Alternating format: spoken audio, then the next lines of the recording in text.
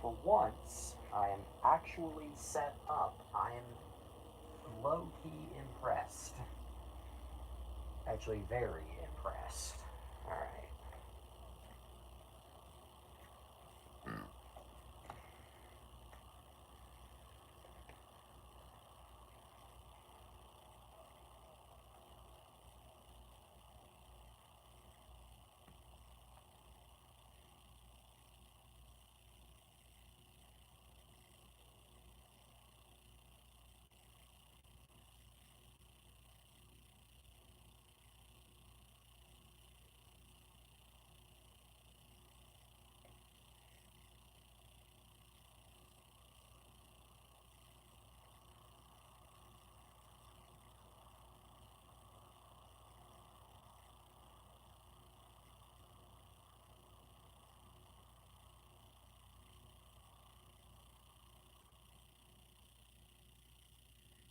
Okay, I have no idea if I'm even going to have an audience for this one or not. Oh.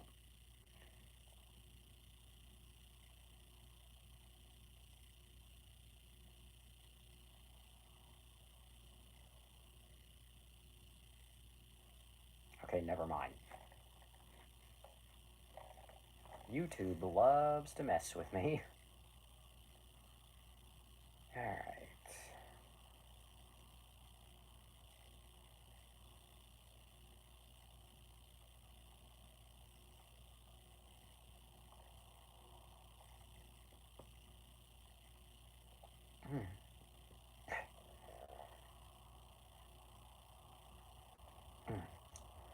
Alright.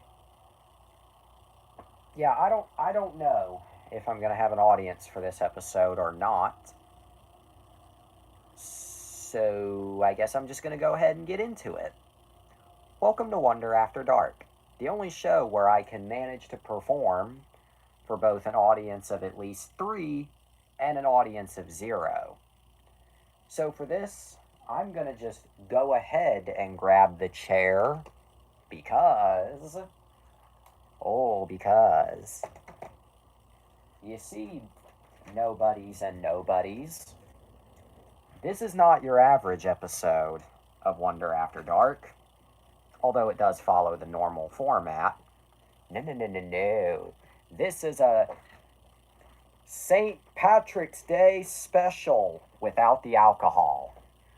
You see, I was originally just going to talk about Leprechaun tonight, but I figured, you know what, to pad out the runtime, and because I might not have an audience, I'll just throw in some other St. Patty's content. And I say I'm dressed appropriately for the occasion. Got a shirt here. Happy St. Patrick's Day. Patrick Star. Very appropriate shirt for tonight. Anyway, oh, we have one viewer, I think. Yep. Hello there. Okay, well, I'm just going to repeat everything I just said. Welcome to Wonder After Dark. No idea if the rest of my audience is going to be here tonight. One of them's busy, the other just doesn't know. So, this might be a very rare one-person show tonight. Anyway, repeating what I just said into the camera, because I didn't think I would have an audience, but glad to have at least somebody watching. I was originally just going to talk about Leprechaun tonight, but I decided, you know what, St. Patrick's Day. I'm going to throw in some miscellaneous other St. Patrick's Day things alongside Leprechaun. Why? Just to pad out the runtime. Anyway, let's just go ahead and get into this. Oh yeah, and you know it's serious when I'm already in the chair. Alright. Leprechaun is a 1993 American comedy horror film written and directed by Mark Jones and starring Warwick... Oh, a little extra treat, yep. Anyway, written and directed by Mark Jones, starring Warwick Davis, I always struggle with that name, in the title role, with Jennifer Aniston supporting. Of course. Anyway, Warwick Davis, of course, plays the titular character, a vengeful leprechaun who believes that a family has stolen his pot of gold. As he hunts them, they attempt to locate his gold to mollify him. I think I said that correctly. Anyway. Alright, the film was produced and distributed by Trimark Pictures. Rare moment on this show where a movie only had one studio involved, because it feels like lately they have at least 20. Anyway, the film released on January 8th, 1993, so ironically closer to Christmas than St. No, January 8th. Ironically, this came out closer to Christmas than St. Patrick's Day. Anyway. But yeah, it came out January 8th, 1993. Had a budget of just $900,000 and made $8.5 million. So it was definitely a commercial success. You'll find out about every other type of success momentarily. Anyway. Originally intended to just be a straight-up horror movie with no comedy, Davis proceeded to inject humor into his role, and reshoots were added to increase gore to appeal to older audiences. So, typical horror movie affair, I would say. And then so many sequels were made and ruined it. I didn't think you would be here tonight, but hey, welcome. By the way, I decided at the last minute to throw in some other stuff alongside the movie. Leprechaun 2, gas, yep. No, but yeah, I decided to throw in some other stuff alongside the movie. Just giving you the heads up. So after Leprechaun, oh, hi, buddy, yep. So, anyway. But yeah, reshoots were added to increase the gore. Anyway. Leprechaun was the first in-house production at Trimark Pictures for theatrical exhibition. It earned a domestic gross of $8 million against a budget of roughly and only $900,000. So it was a very tight budget. Anyway. And it became a cult film, a cult classic, clearly. While initial reviews were negative, the commercial success prompted a series of films, with Leprechaun 2 releasing the following year. The series, like Halloween, Friday the 13th, Nightmare on Elm Street, etc., got worse and worse. But I wouldn't know, I only had time to watch the first Leprechaun tonight. Anyway... Also, yes, I was able to find it. It's on Peacock. Anyway, what I was saying.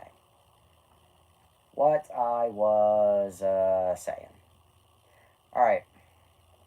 I'm probably not going to read the entire production on the cock yet. Alright, I'm just going to read the first part here. Mark Jones, the writer and director, had a career in American television shows, but desiring to make a film, he decided that a low-budget horror film was the best in the hood. Lip in the hood. Anyway. He decided that a low-budget horror film was his best opportunity. Jones was inspired by the Lucky Charms commercials, of course he was, to create a leprechaun character, only his twist was to turn the character into an antagonist. Jones was further influenced by the film Critters, which featured a small antagonist. Jones brought the concept to Trimark Pictures, who were looking to get into film production and distribution. So it looks like the stars perfectly aligned for this to happen. Anyway, Leprechaun became the first film produced in-house by Trimark to be theatrically released. Entertainment Weekly quoted the budget at just under Cars on Peacock. Yep, there it is. You missed that joke last night, Dave. It was both really funny and really annoying. Anyway, Entertainment Weekly... Cars in Home... Yep, there we go again. No! Anyway, Entertainment Weekly quoted the budget at just under $1 million in an interview with Fangoria magazine. Jones stated that he began writing the script, and then it got really funny again. Well, yes, I do remember. I'll forget tomorrow. If your Geo Cars in Storage. Yep, that was what was so funny to me. Also, no, I'm not going to explain what makes that so funny. To do so would take an entire episode of this show to explain. Maybe even 3 episodes, which we're not gonna. Now, anyway, in an interview with Fangoria, Jones stated that he began writing the script in 1985 and spent a long time developing the Leprechaun character, which he initially envisioned as a horrible, murderous creature, but which became a more comedic and developed character before filming began. Oh, LMAO, imagine a 3-part episode to explain one thing. Well, Lego Dimensions ended up being a 3-parter. My Little Pony is going to be a 9-parter. Cougar Town is going to be a 6-parter, so I forgot. Nah, it's okay. 250 episodes will do that to you. Anyway, back on topic. Anyway, Warwick Davis, who had been we've done other My Little Pony episodes before the My Little Pony seasons, so, well, that is true, but, whoops, that is true. 2 even. Poop, perhaps. Poop funny, anyway. Warwick Davis, who had My Little Pony is a 9+ parter. Yeah, anyway. Warwick Davis, who had been experiencing a dry spell after playing the protagonist in Willow. Haha, nice pun. Anyway, liked the script and was excited to play against type. Yeah. Warwick Davis as Jesse. Warwick Davis as Syl. Warwick Davis as fucking everybody. Anyway. But yeah. Jennifer Aniston, who was unknown at the Warwick Davis as OSD. Warwick Davis as your mom. Anyway. Jennifer Aniston, who was unknown at the time, impressed Jones, and he fought to have her cast. Good. Anyway. Okay, I'm not going to read the entire production history, but yes, please. Anyway. Alright, I'm not going to read the entire production history, but it had a lot. Starring Warwick Davis as Jennifer. Now that just sounds like a Family Guy bit. No, Warwick Davis as Jennifer Aniston. That, before I even continue reading, that just sounds like a fucking Family Guy bit. You know I'm right. You know I'm right if you've seen Family Guy. Featuring Warwick Davis as Meg Griffin.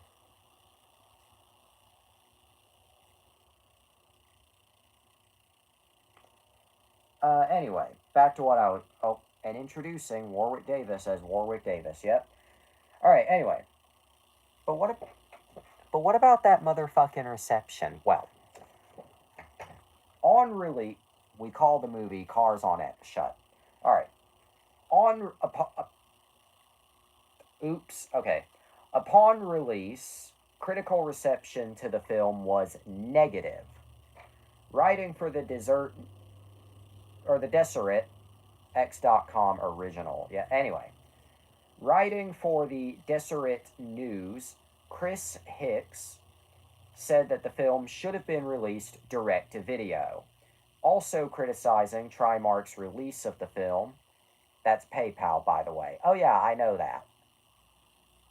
What is that guy's obsession with the letter F? Also, can somebody please tell Grimes to come pick up her kid, because please. Little X has already been brainwashed by his stupid daddy enough. We need Grimes to step in. If you don't know who Grimes is, Grimes wants her kid. Exactly! Like, fun fact. Okay, not to totally go off track, but fun fact. One of their kids was having a medical emergency recently, and she tried reaching out to him. No response. You know where he was at the time? At the convention stage playing with the chainsaw. If you've seen that one clip. Chainsaw! Legalize comedy! Why don't you go legalize suicide, you fucking bitch? No, I'm not even joking. She's trying to fight for full custody. Also, LOL, typical Musk. Yep. Typical! Ah!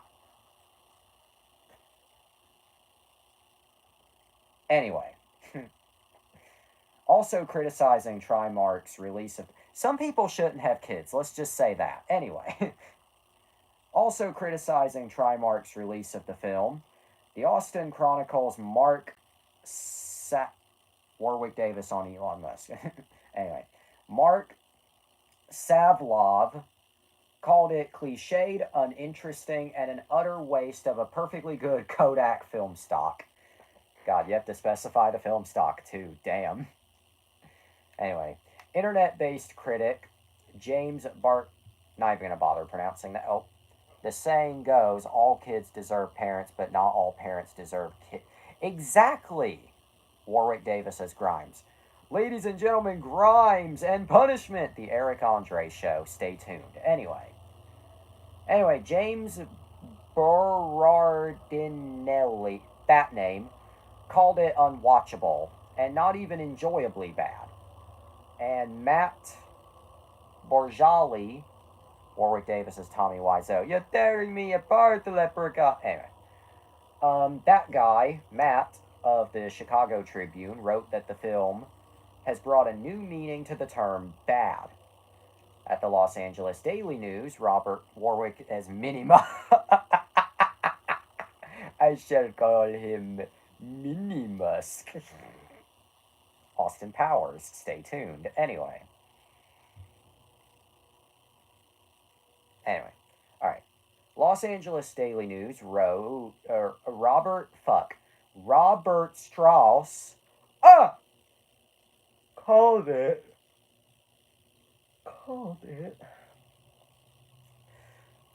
as witless and worthless a horror film as could possibly be conjured. Fuck, I remember myself being way better at reading than this. Okay, this is the last review. Oh, I don't know if you've seen Honest Trailers, Harry Potter, but basically, as opposed to when they make fun of the cast, they said Warwick Davis 4 times for his 4 characters, while everyone else got funny. I've seen Honest Trailers. Can I just say, growing up is realizing that Honest Trailers was maybe a little too mean-spirited, and just completely wrong at times. Oh no, I find Honest Trailers nostalgic, don't get me wrong, and I still rewatch their videos, but my god, they could be just too cruel. Okay, like they did an Honest Trailer for Disney Infinity a while back. Tell me if you hear what's wrong with the following statement. 1.0, featuring characters you barely know or love, like the Lone Ranger, Rapunzel, and Larry the Cable Car. Okay, well, the Lone Ranger movie was a bomb, so that's not entirely wrong. Tangled was a huge success, so I don't know what you're on about. And then Larry the Cable Car, Cars was a big success too, so what? Barely know or love. Also, no, I'm not being cynical. I saw what you said, by the way. I was just in the middle of a thought, but I'm going to read it anyway. Jesse being cynical, not realizing it's meant for entertainment and isn't guaranteed to get everything right. Colon 3 face. Read the entire thing. I just read the entire thing. I seriously just read. Jesse being cynical, not realizing it's meant for entertainment and isn't guaranteed to... Okay, anyway, good. I just made myself look stupid. Yippee! Now calm down. Okay, anyway.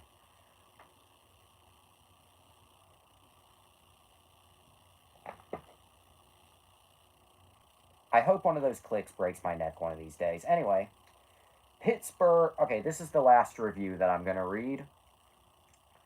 Pittsburgh Post-Gazette critic Ron Wisekind called the film incompetent and criticized the film's acting, lack of suspense, and production values. Oh, I mean, keep in mind, Honest Trailers is mean-spirited as a joke.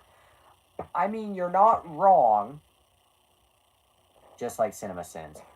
I mean, you're not wrong, but I just feel like at times it could be a little too mean-spirited. Go watch their Deadpool and Wolverine Honest Trailer. fair, yeah. No, but the Deadpool and Wolverine one that they did and the Sonic 3 one, those two, oh yeah, Honest Trailers is still a thing. Those two were the worst because they just trashed. I mean, if you don't like a movie, fine, I respect that. But those two, goddamn, lighten the hell up. You think I'm cynical? It's like Alan fucking wrote the script for those. I'm not kidding. It's like Alan wrote those.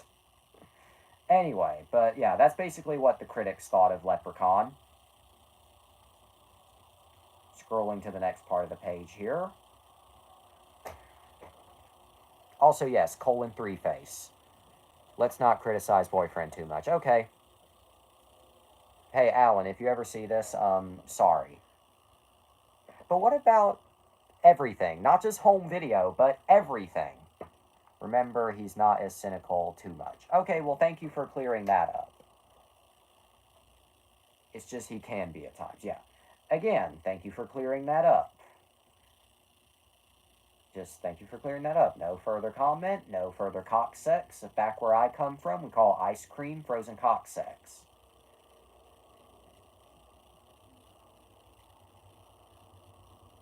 Now yeet. Nope, I'm not done, shitface. Anyway. What about everything? Well, leading up to the film's release, Trimark, before I do show my art, I'm not even done with the movie. I'm not refusing to show your art, but okay, fine, I'll show it. But seriously, the one thing that bothers me is when you interrupt me in the middle. Okay, good. Anyway, sorry. I'm moving on. Anyway, leading up, I'm so autistic. I'm sorry. No, it's okay. Anyway, I'm so autistic. Anyway, leading up to the film, I said I'm sorry, and I said it's okay. Anyway, leading up to the film's release, Trimark engaged in an aggressive marketing campaign, partnering with the National Basketball Association, of all things. Please forgive me, Senpai. You are now forgiven. Anyway. With the National Basketball Association and American Stock Exchange, of all companies. And after failing to secure deals with either corporate headquarters, individual franchises of Domino's Pizza and Subway, Leprechaun opened on January 8th, 1993 in 620 theaters and took in $2 million in its opening week, ultimately earning $8 million in the United States. So it definitely was a commercial success at the very least. Warwick Davis playing basketball. Have you seen that I thought you said nib, but no, it's meh. Funny. Anyway. Anyway. The film was then released by Vidmark on VHS in April, and it sold over 100,000, Warwick Davis, Star Wars, yep. And it sold over 100,000 copies. And then the film was released on DVD, VHS mentioned, VHS is A-okay. Yeah, anyway. And then it was released on DVD in August of 1998. And then Lionsgate Home Entertainment, who currently own the movie, released the film in a triple feature Wait, did you say Skibbity Toilet? No, I didn't. Anyway. Then Lionsgate released it in a triple feature collection on March 11th, 2008. And then all 7 Wait, did you say Lionsgate? Well, I said Lionsgate, so that's not off. Anyway. Then all 7 films in the series were released on Blu-ray in a collection set in September 2014. And finally, the film is often broadcast on cable channels such as Sci-Fi on St. Patrick's Day. From Dusk Till Dawn mentioned? No. Anyway. Oh yeah, that pretty much covers both the theatrical history and home video. Now on to the movie. So, I watched it on Peacock earlier. I did see a Leprechaun Honest trailer. Yeah. I did watch that one after watching the movie. But anyway, what I was saying. I watched it on Peacock earlier. So, yeah, easier to find than I thought. But this is actually the first time that I've seen the movie start to finish. I've seen Peacock. Yep. Pat McAfee on the cock. Yep. Anyway. Okay. Now, I had seen the movie, in bits and pieces over the years. I'd seen clips, I'd heard legends, the tragedy of Darth Plagueis the Wise, but this was the first time. Crikey, that's one big load of shit, yep. But this was the first time that I had ever seen the movie start to finish, beginning to end, uninterrupted. So now I can officially say that I've seen Leprechaun, the Crocodile Hunter. Stay tuned, yep. Anyway. Chair squeak funny. Okay. But now I can officially say that I've seen Leprechaun. What do I think of it, however? I farted. Well, I have thoughts. Cosmic is the Crocodile Hunter, yep. Anyway, what I was saying. I have thoughts on... Yeah, I have thought, Jesse. I have several questions. Well, you're close enough.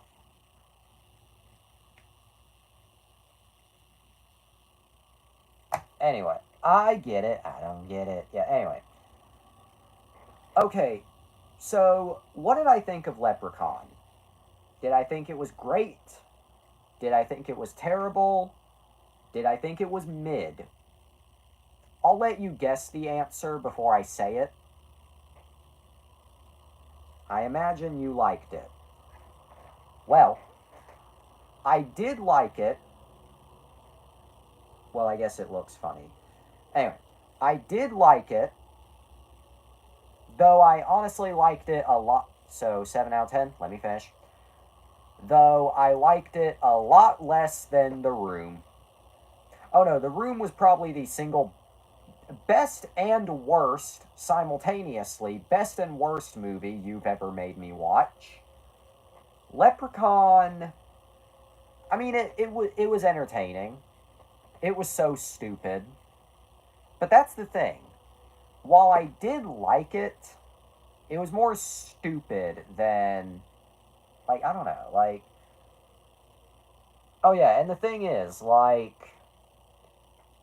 Other than the Leprechaun, obviously, it kind of just felt like every other slasher movie. I mean, once you've seen one slasher movie, you've kind of seen all of them. No disrespect to Scream or Halloween when I say that. No disrespect at all. I know what I just said implies, but still. But, so it's Scream but with a leprechaun.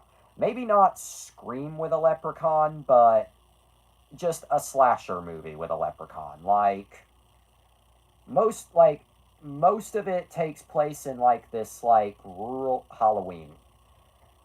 I'd say Halloween is kind of a closer comparison. In terms of the setting, at least. But anyway. Okay, I guess I'll go through my positives and my negatives. The positives, Warwick Davis as the Leprechaun. He steals the show. And in fact, if there's any reason ChatGPT writes a movie... Yeah, that's really what this felt like. No, but if there's any reason to watch this movie, it's Warwick Davis as the Leprechaun. Like, he is amazing in this role. Not just the prosthetics and everything, but just the manic... Like, it's so weird seeing him in such a, like, diabolically evil role, but yet it's so fun. And every scene he's in is just golden. I want to be gold! That's pretty much the only positive that I have, though. The negatives... I just didn't find the farm setting to be very interesting. The like rural country. I mean, I get it. You know, it was a low budget, $900,000 movie. Obviously, they weren't going to film in like. Jesse didn't like it. No, I did like it. I just didn't think it was like peak funny, if that's what you're wondering. But anyway, I liked it, but I didn't love it. There you go. But anyway, back to what I was saying. Halloween had a small. I mean, yeah, Halloween did have a small budget too. But the thing is, I felt like it had more variety in locations. Leprechaun just kind of takes place mostly in the same farm area, like most of the movie. You do see this like cave place at the beginning, but like other than that, it's like the farmland basically. Anyway, but what else? What else? But oh yeah, the human characters were just forgettable. Well, I mean, most horror movie victims are forgettable, but these guys were like really forgettable. I don't know. Like I just have nothing to comment about them. They just weren't my cup of tea. In fact, I almost would have preferred if this movie was just 90 minutes of Warwick Davis just going around being a menace.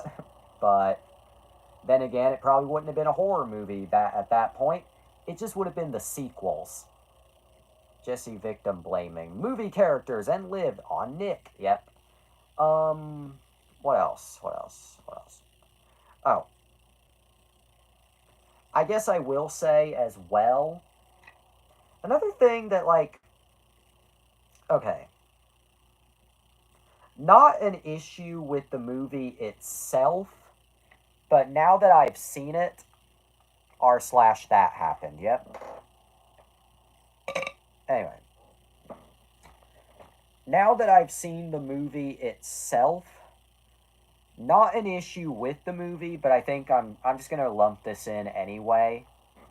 I can't help but feel like it was maybe a little overhyped. Would be the actually speaking of after this, read the Reddit link I sent. Wait, did you send me? Let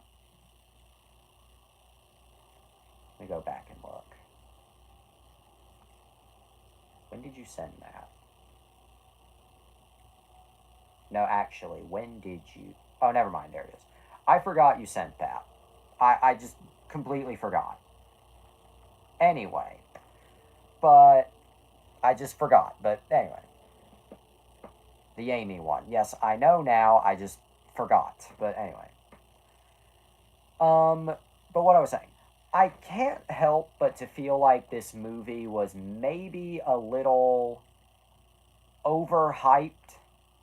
Like, I've heard so many people over the years call Leprechaun like a bad movie, and I've heard so many people say like, "Oh, but it's so bad, it's good," and I've heard so many people like quote it, and now that I've seen it, it's like, yeah, that was entertaining, but like you people acted like it was like you people acted like it was the St. Patrick's Day Room, but in reality, it was like some weird slasher. Like I don't know.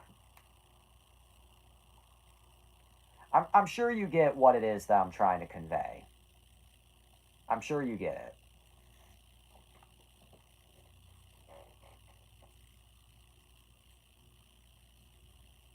it. Again, I'm sure you get what I'm conveying. Just grabbing a picture in my photos that I have.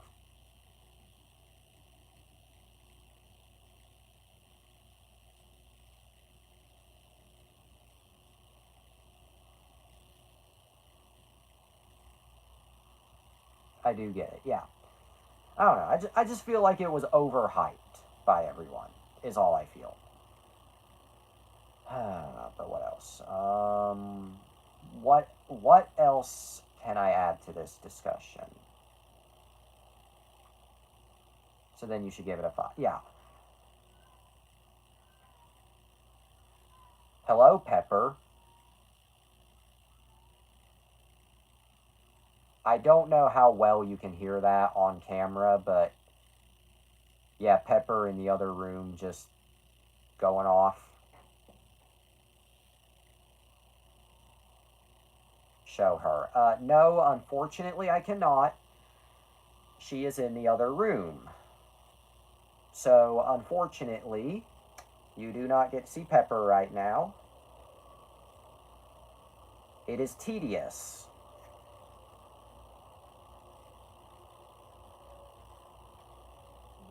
God, my photo album really is a mess. Okay, but I'm almost there. Almost. There it is. There's what I was looking for.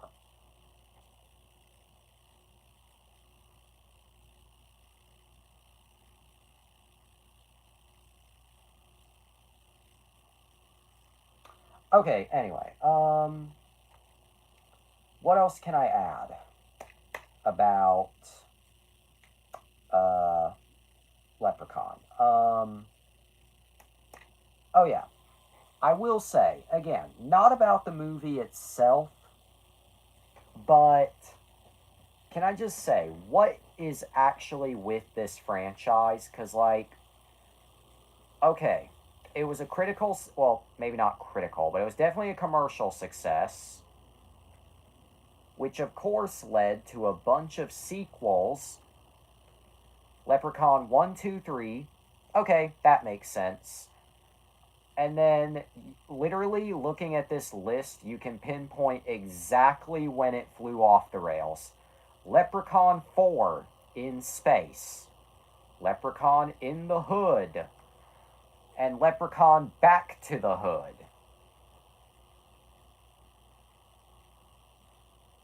What? Actually, fuck Leprechaun 2 and 3, and fuck Leprechaun in space. Now I gotta see Leprechaun in the Hood. Like, just what? Like, did this series just... Okay, I get it was always a comedy horror, but did the series just, like, abandon... That's good in the Hood, yeah. But, like, did the series just, like, straight up abandon the horror premise? Like, what happened here? Oh, and then, of course... Oh, get a load of this. Get a load of this. Leprechaun Origins, get this, was produced by WWE Studios. WWE Studios. I'm gonna be real, that sounds like the whole Stab franchise by Scream 4. It really does. Those brothers were scared as fuck, yeah. No, but... Yeah, Leprechaun Origins, produced by WWE Studios. Starring Dylan Hornswoggle Postal. Oh boy, we have to review Leprechaun. Oh yeah, not tonight, but sometime in the... Yeah, if you know anything about WWE Studios, they do not produce... I've met Hornswoggle. I know Hornswoggle courtesy of one of the funniest clips I think I have seen maybe ever. I don't know shit about Hornswoggle as a person, but I do know who he is because of this clip. I'm just gonna send it your way.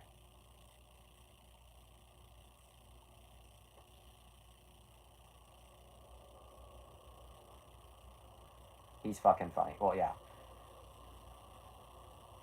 Okay, hang on. Okay, there we go.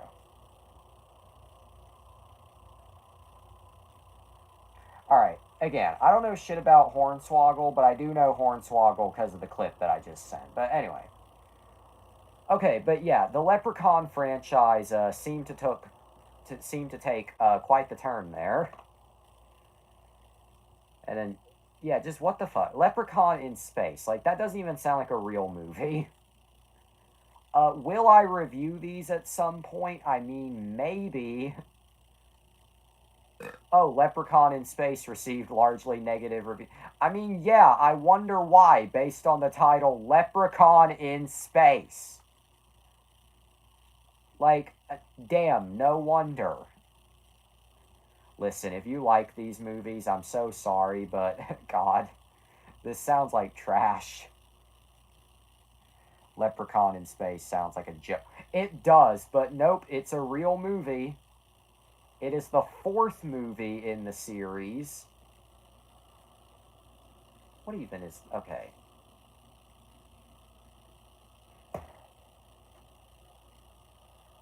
Get a load of this plot. No, just get a load of the plot. In 2096, on a remote planet, Leprechaun Endgame. No, shut up. Hang on. Okay, it's like Jason when he went to space. Leprechaun X, Leprechaun Endgame. Yeah, listen to the plot of Leprechaun in Space. In 2096, on a remote planet, the Leprechaun courts an alien princess named Zarina in a nefarious plot to become king of her home planet. The two agree to marry, with each partner secretly planning to kill the other after the wedding night in order to enjoy the marriage.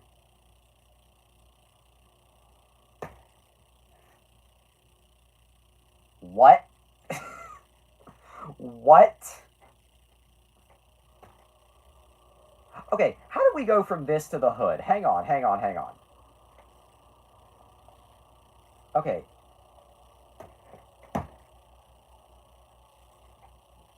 It's a beautiful if you say so. Okay.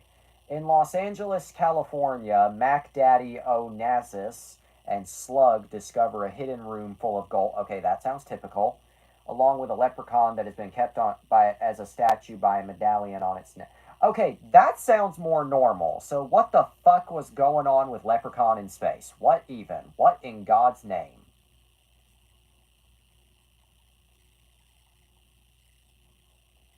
I'm at a loss.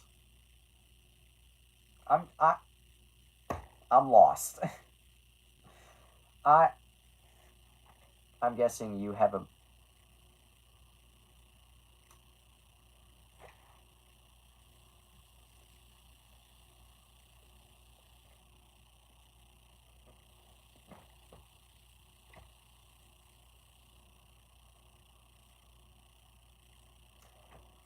Who knew the Leprechaun franchise was so interesting? Yeah. Leprechaun in Space. Stay tuned. Yeah, fuck Leprechaun 2 and 3. I gotta know what's... At the very least, we gotta do Leprechaun in Space and Leprechaun in the Hood.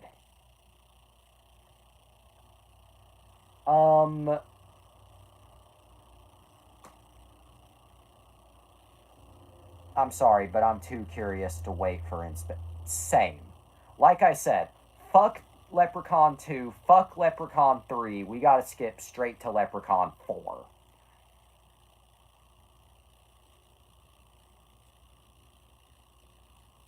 Oh my god. Okay, so anyway, I'm going to give Leprechaun 1 a 5 out of 10. I would give it a higher rating because of Warwick. I would give it a lower rating because of everything. Yes. 3 for 1 special. 3 cats and yeah for 1 dueler. Discord, read both Reddit posts. Fly honeys incoming. No idea what that means, but okay. Alright. Now we're going to read some Reddit posts. Okay. Alright, so it's a screenshot of a tweet. Paramount, please reconsider your decision to include Amy in the next Sonic the Hedgehog movie. She isn't a popular character and won't sell merch to Sonic fans. Someone quoted that with, she isn't a popular character. Yeah. Stupid. Just stupid. Okay, and then this Reddit post too. This one too. Okay. If it would open properly. Okay, there we go. Real Sonic magazine, by the way. Okay. Screenshot from a magazine. Alright. The girls and Big the Cat, they're...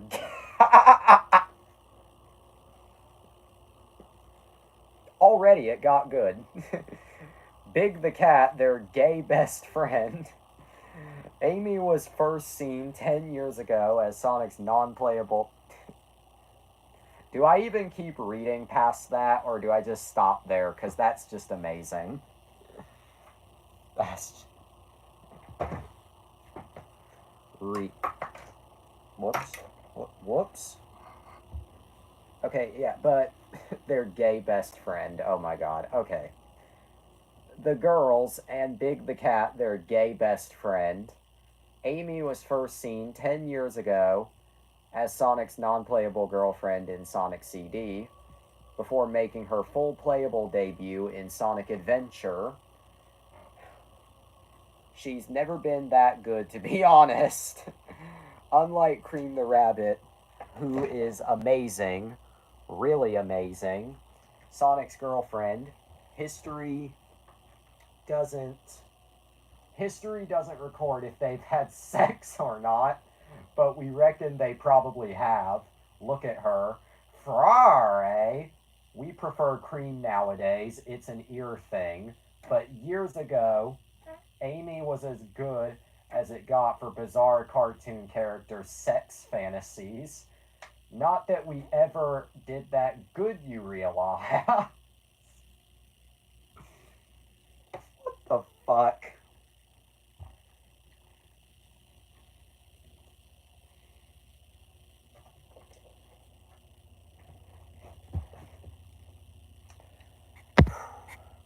What? It's an ear thing. It's an ear thing. What's with all the set? I don't know. Oh my god, I don't know. What even?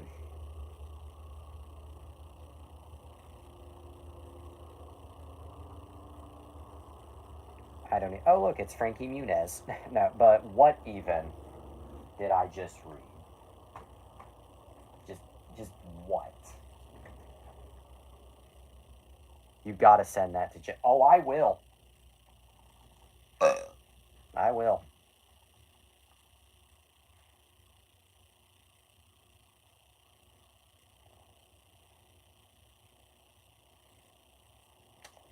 Well, anyway, I'm aware that we basically just covered the topic. Anyway, show my source filmmaker work. Oh, yeah. Clover account. Okay, yeah, that one. Rare moment where you break character involving that account. Yeah, here it is. Happy St. Patty's Day. Yep. Happy Pat St. Tricks Day. Yes, I'm aware that my brightness is just shit right now, but happy day, St. Pat Day, track Pat. She's drunk. Yep, very drunk. So drunken. Yeah, St. Tricks Pat. St. Tracks. St.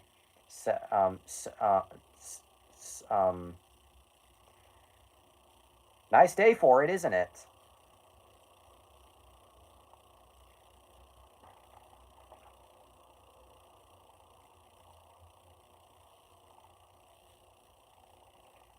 It's an ear thing, so they like cream. I mean, you couldn't tell based on what I read. Oh my god. Lego game sound effects. Anyway. Okay, but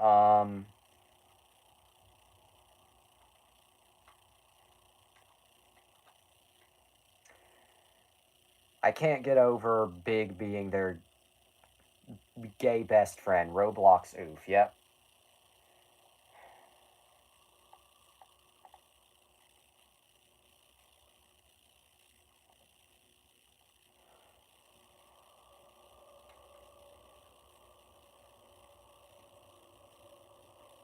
All right, because it's St. Patrick's Day, I want this show to last for at least an hour. Oh, anyway, yeet. Okay, whatever. Bye bye. Okay. Hope you didn't want me to review anything tomorrow because tomorrow is already taken. I've already decided the topic for tomorrow night, so don't pick anything. I've already made up my mind. Anyway, I'm going to recoup real quick.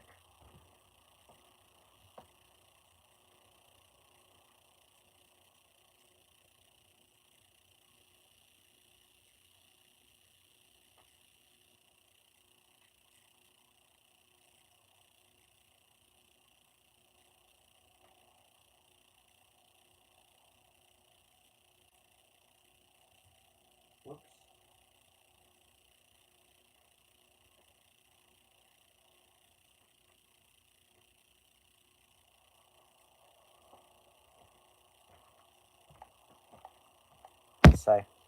Okay. Alright. Alright.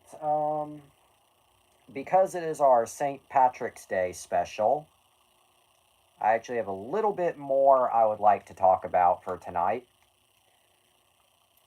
But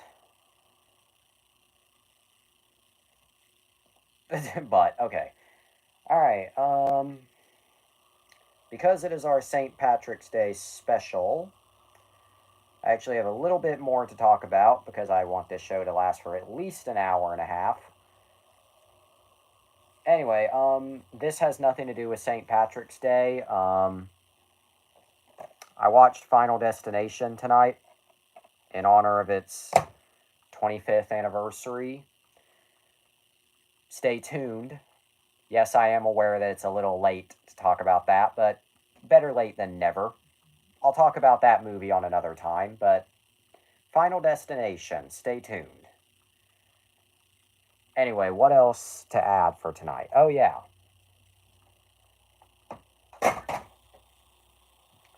Alright, if you want more St. Patrick's Day goodness, I'll be right back.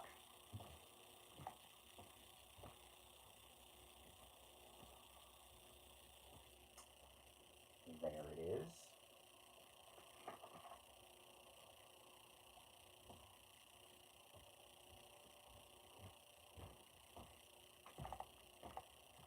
There it is.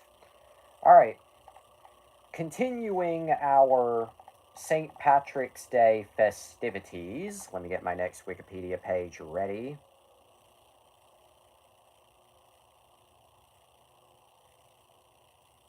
Time for a little extra treat. Yep, alright. Anyway.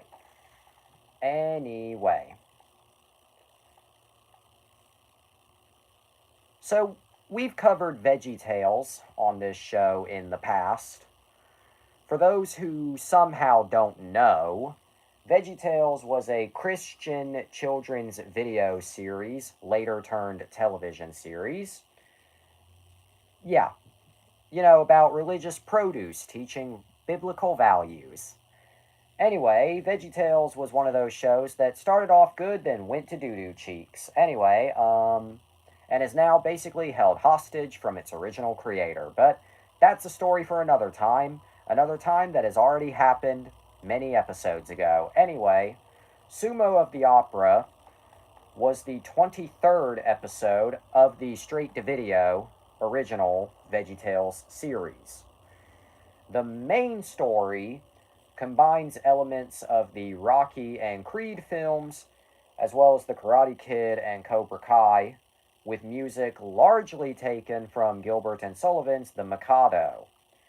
Its lesson is on perseverance. Although we are specifically focusing on a specific segment from this episode titled The Story of St. Patrick, which is a whopping 8-minute and 44-second segment about the life of St. Patrick. I don't get it. But then again, I don't get this entire episode. I mean, oh yeah, here's the DVD. It was released, I guess I should probably give the release history. So, alright, it was first released on DVD and VHS on the Christian market August 28th, 2004, and then went mass market shortly thereafter on August 31st. It was released by Sony Wonder on the mass market and Word Entertainment for the Christian market. Anyway, this is the 2004 DVD. Also, it was released on VHS at the same time. Don't have that VHS, however. Oh yeah, I guess bonus features include behind the scenes, audio commentary, Sumo documentary, going up unrestored version, veggie karaoke, art gallery, how to draw the characters, family fun activity, how to make a sock puppet, interactive storybook, progression reel, Easter eggs, trivia game, maze, DVD ROM fun, and previews. Wow. Anyway, there's the disc. Anyway, so a little bit of context as to why I don't get this episode. So this came out after, okay, basically big idea, who produced VeggieTales kind of went kapooey because of a bunch of stupid business decisions on behalf of the show's creator, Phil Vischer. And after they went kapooey, they went bankrupt, but then they were quickly bought out and production restarted. This was the second episode to come after the bankruptcy, and this was the second episode produced by the new studio that owned them at the time. This episode feels like filler. And I don't just mean that because it is. I mean, like, it felt like they only had, like, 15 minutes of actual material. So they just squeezed the ever-loving shit out of it with just filler. Like, okay. Starts with the opening countertop. Okay, that's pretty typical. Followed by Going Up, which is a weird, like, tribute to the Three Stooges, which, okay, cool, I guess, but why is this here? And it takes up 6 minutes of the episode. I mean, okay, that's not too bad. Then we go back to the countertop. Then we go to the story of St. Patrick, which lasts for a whopping 8 minutes and 44 seconds and is the most not VeggieTales feeling thing ever. Then we go back to the countertop a fourth time, and then finally get to Sumo of the Opera. Finally. And then, you know, from then on, and then the closing countertop. But, like, what the fuck? Like, some VeggieTales episodes do have, you know, multiple segments like that, but this one feels like it was way too short when they finished writing it. So they just found all sorts of ways to just pad out the runtime, none of which I think are really good.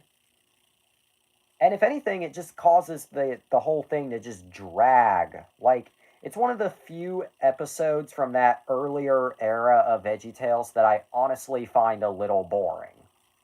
Oh yeah, I'm not going to sugarcoat it. It is a little boring, just because it drags on for what feels like an eternity.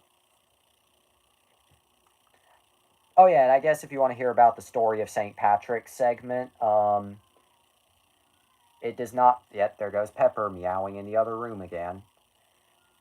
Anyway, it does not feel like anything from VeggieTales, in my honest opinion. It also drags on for an eternity, but in different ways. And while I will admit it's kind of entertainment on its own, or entertaining on its own, it doesn't belong here. Like, it just drags. It just drags and drags and drags, and it doesn't even feel... I don't know. I don't know. It really feels like it was tacked on. It defies a rating. At least a number rating. I'll give it a... Vegetables are not a treat. They're part of the basic food groups, but... I mean, you're not wrong. But yeah, I'm going to give this episode a whatever the hell out of 10. Alright, now it's time for... I don't even know. Just a whatever the hell out of 10. Alright, now it's time for the funny image. Anyway, anybody want hyper-realistic Daffy Duck? Hyper-realistic Daffy Duck? Hyper-realistic Daffy Duck.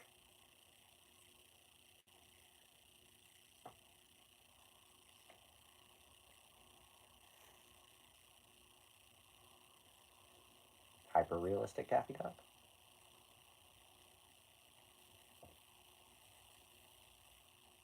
Just catching my breath before I continue.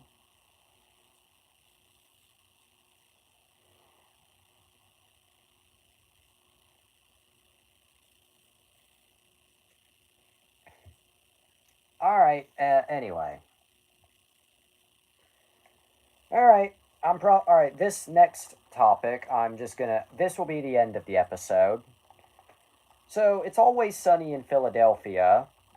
Really, I could cram in the whole show if we're talking St. Patrick's Day, because it's about a bar, but I want to focus on a specific set of episodes of It's Always Sunny.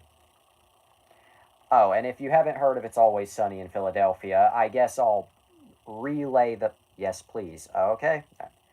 Well, I'm still going to continue my thought anyway. Anyway, for those who somehow don't know what It's Always Sunny in Philadelphia even is, the series follows the exploits of a group of narcissistic and sociopathic friends who run the Irish dive bar Patty's Pub in South Philadelphia, Pennsylvania, but spend most of their free time drinking, scheming, arguing among themselves, and plotting elaborate cons against others and at times each other for personal benefit, financial gain, revenge, or simply due to boredom or inebriation. Oftentimes, these cons are of the fucking offensive variety. I mean, you tell me how much you think the word nigger is said in a single season. Nigger, nigger, nigger, nigger, nigger, nigger. Alright, anyway. For this, I want to focus on a specific set of episodes from season 15. Those being, the gang goes to Ireland, the gang's still in Ireland, Dee sinks in a bog, and the gang carries a corpse up a mountain. This is even better than Leprechaun, thanks buddy. You're welcome. Anyway. So the gang goes to Ireland was the... Oh yeah. The reason why I want to cover these specific episodes is because it kind of felt like... Damn it. There we go.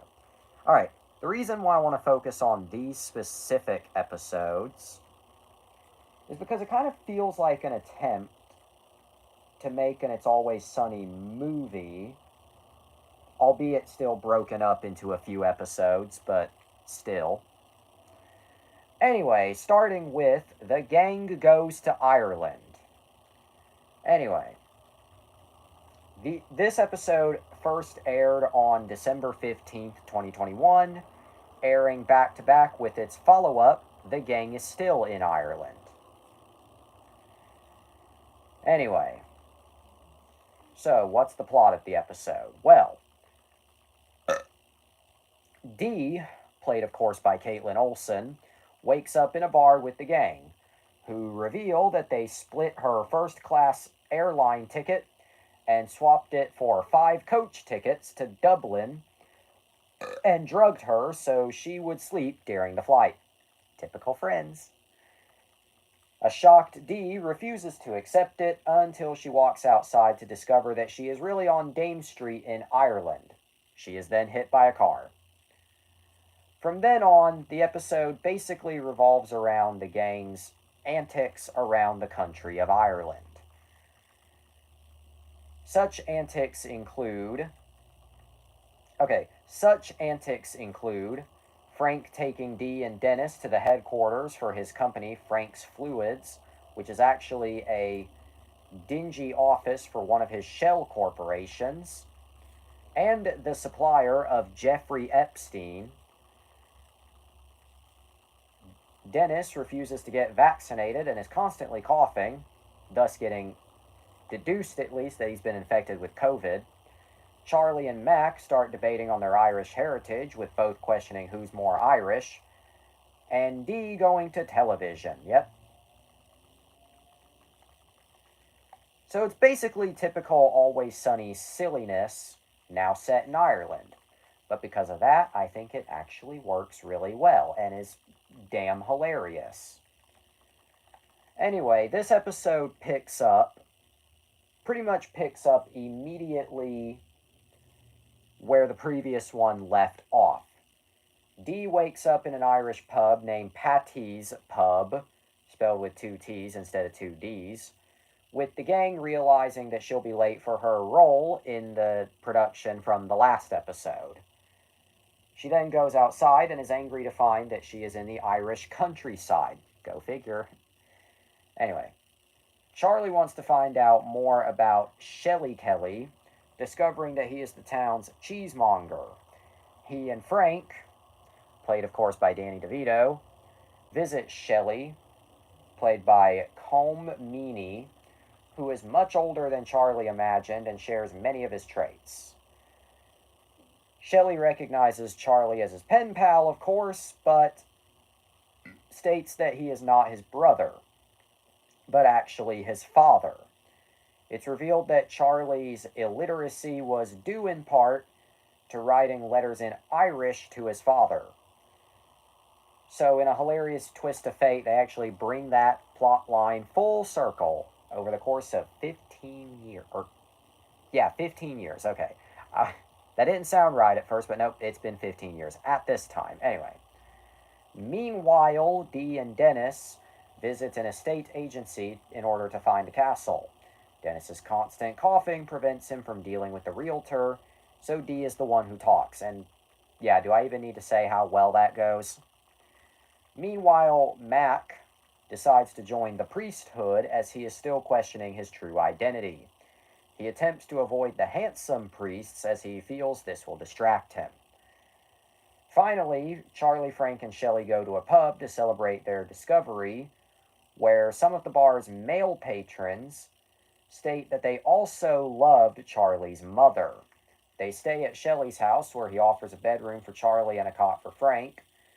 Frank's shock humor does not seem to cause amusement to Charlie anymore, who goes in to the bedroom. The episode ends with a dejected Frank sitting alone. Honestly, very tragic of an ending. The next episode, Dee sinks in a bog, again picks up from where that left off. Dennis wakes up in a hospital after Dee throws a stew at his face. Dee states that he had a high fever, started hallucinating, and then collapsed after defecating. Story of my damn life. His doctor checks on him, and Dee starts flirting with it. Classic Dee. Which results in them deciding to go on a date that night. Classic Dee. Dee and Dennis, meanwhile, return to the castle, where they find Frank waiting for them. He tries to reconnect with Dennis, but Dennis, of course, is not interested, prompting him to reveal that Charlie is spending more time with his father, and he wants to stop that. Dennis agrees to help him, agrees to help him if it involves the castle, but Dee tells them to leave to not ruin her date. And she leaves to find peat moss on a bog to clean the smell of the house. And yeah, I think you know how well that ends. Sinking into a bog. Anyway. Under the guide of Father Gus, Mac spends most of his time at the seminary. He questions God's role in many calamities, even confusing the plot of the Bible with the plot of Raiders of the Lost Ark. Story of my life. Wee woo, wee woo, wee woo. Biblical humor is funny. Hang on. Had a little something on my finger there. The D in D stands for dicked down. Yep, pretty much. Anyway. Probably the horniest thing that has ever been said on this show in a long, long time. Anyway. Back at the bog at night, Dee has nearly sunk into it, even though the waitress claims she guessed her name a while back. Anyway. Dee pulls... Yeah. The waitress decides to finally save her. However, Dee pulls her in the bog and releases herself, leaving the waitress stuck in the bog while she hurries for her date. Charlie and Shelley, meanwhile, pass by Dee begging for help, but Shelley thinks she's a banshee. Typical Dee moment. And finally, the gang carries a corpse up a mountain. Anyway. Mac, Dennis, Dee, and Frank meet for a day of hiking with Charlie. However, Charlie and Shelley. However, Charlie reveals that the purpose of the journey is that Shelley has now died at some point off screen. And he wants to carry his corpse to the top of the mountain and then drop it in the sea as a part of his family's tradition. And I'm not going to read the full plot synopsis, but from then on, the episode basically revolves around the gang carrying the corpse up the mountain. Anyway, but instead I'm going to skip to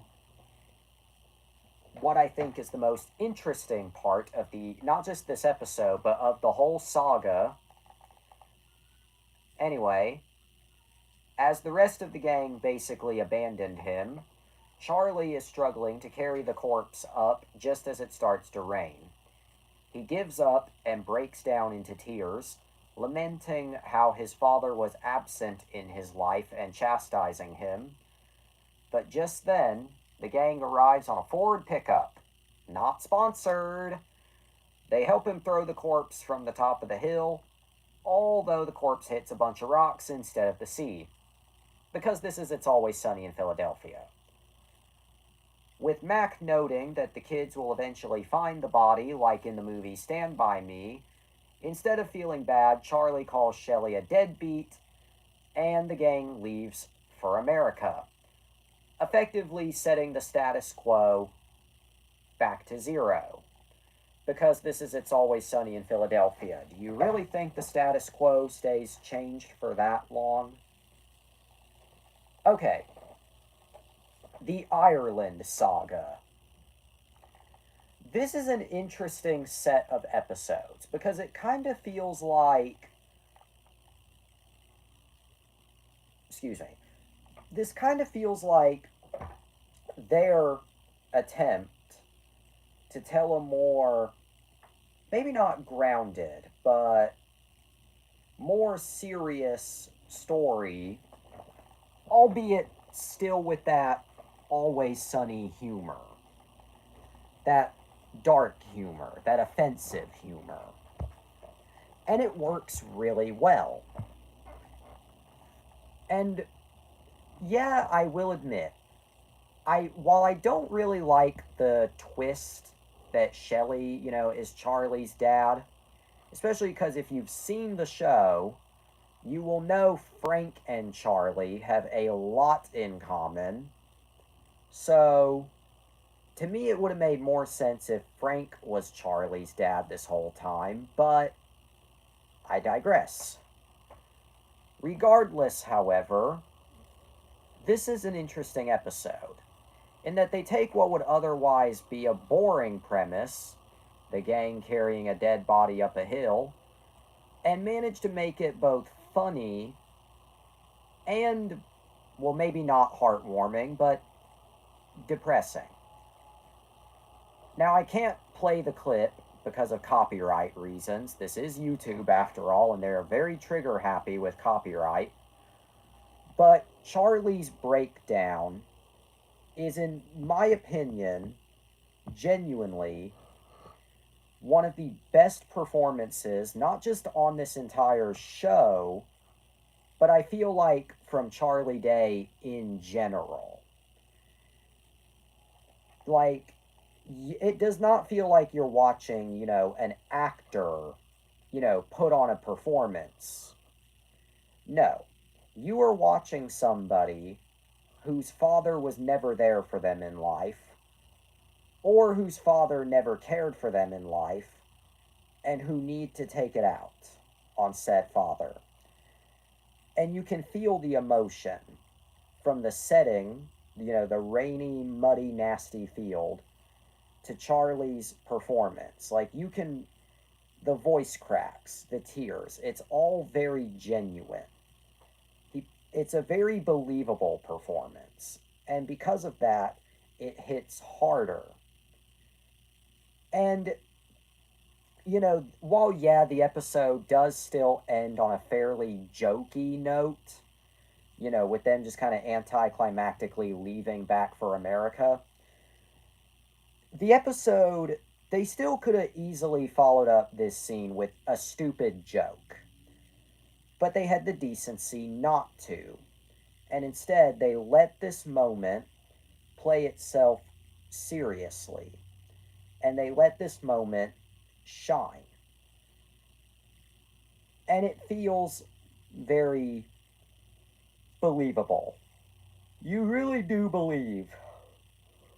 You really do believe that Charlie, is a broken one who never really had a proper childhood.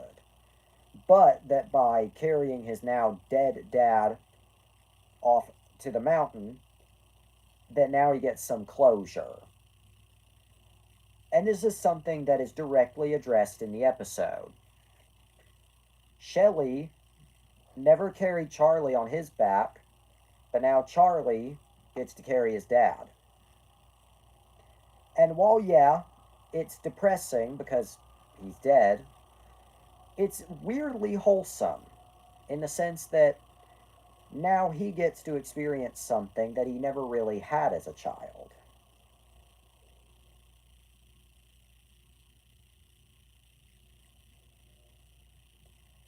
Look at me, I'm a professional film and television critic. But yeah, a very interesting episode of this, well, episodes, I should say, because, you know, several eps. But yeah, very interesting set of episodes for the series, and I think are a standout.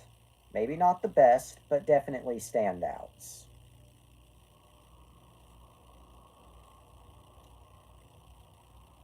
And that's pretty much all I got, so let me just catch my breath before skipping to the next thing on my mind.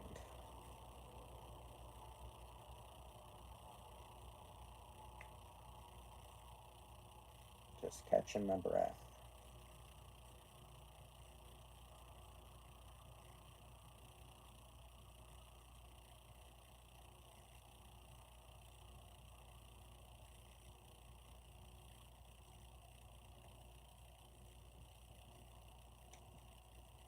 Just catching my breath.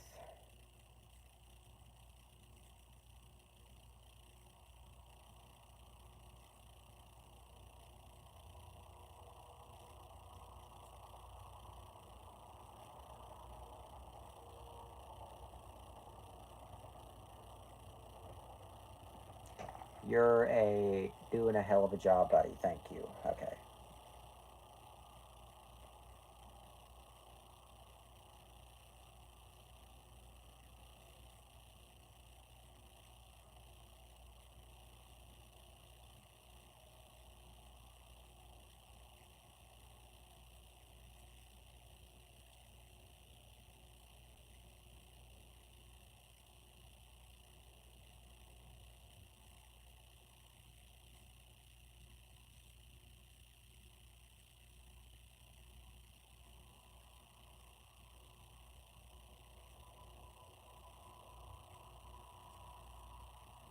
I'll be back in one moment. There it is.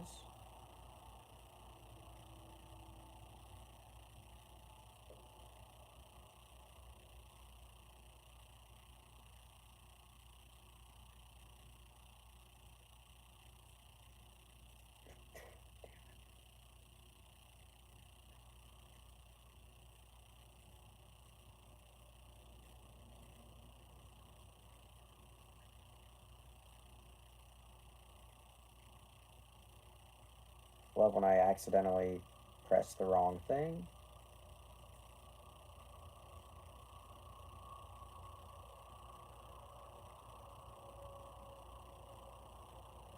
Alright, there we go. Alright. Just taking a little bit of a break there. Alright. It is 12:20 a.m. We're at 79 minutes, about a minute behind, but whatever. Alright.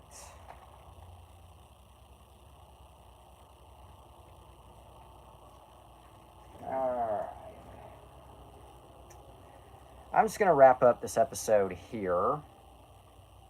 Just because it is getting a little late, I will admit.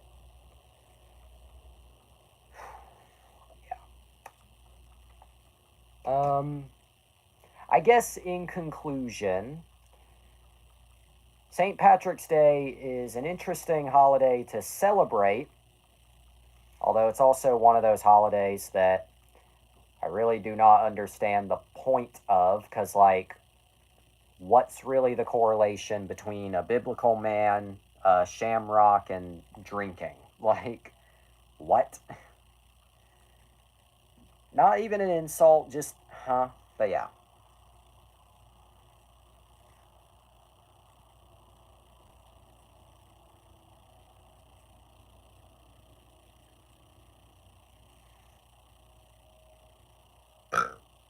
Alright.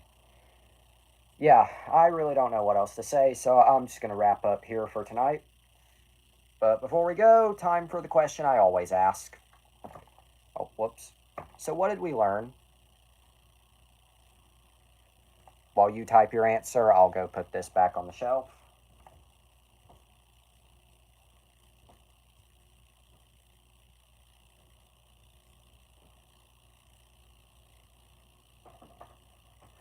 There you go.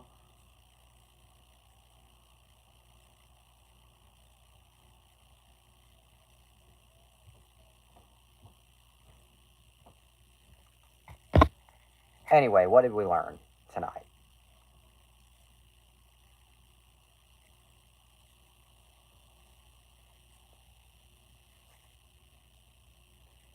Taking these socks off because they're a little dirty.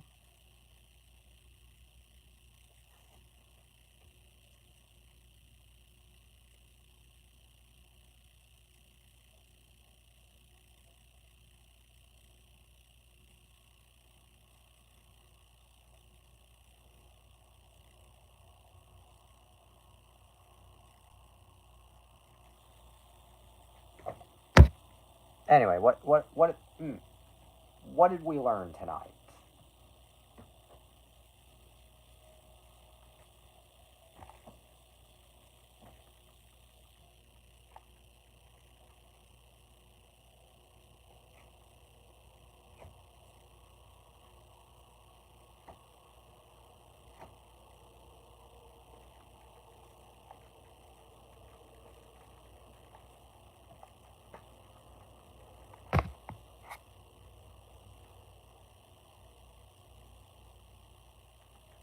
What did we learn?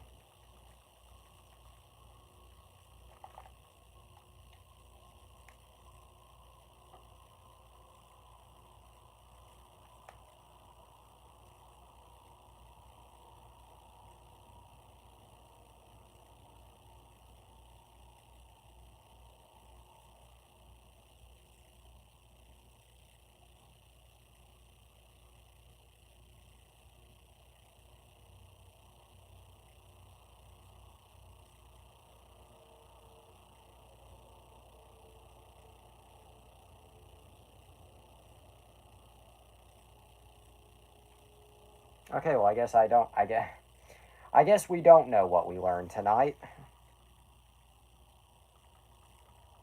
Well, to be fair, though, I guess I know why I learned tonight. It's that the Leprechaun franchise is a hot mess. I guess we also learned that you should treasure your parents even if they are garbage people. Maybe. I personally don't think so, if they're garbage. We also learned that pointless filler is pointless filler. But anyway, we're going to sign off for tonight because it's 12:25 a.m. Typical ending hour. So, yeah, that's basically it for tonight. Also, Peanut's gone. But sorry, buddy, YouTube deleted my goddamn comment. Nope, doesn't surprise me. So I guess I'll just say it for you. We learned that the Leprechaun franchise is a fucking mess. Anyway, yeah. Happy St. Patrick's Day, I guess. Also, let's just say Peanut's gone. But will I elaborate further? Whoops. Nope, because I've said enough. But for now, agreed, yep. But for now, that's all the time we have for tonight. But always remember, eat your cereal, go to bed, to be continued. God made you special and he loves you very much. Great show, yep. If you do drugs, you go to hell before you die. Good night, and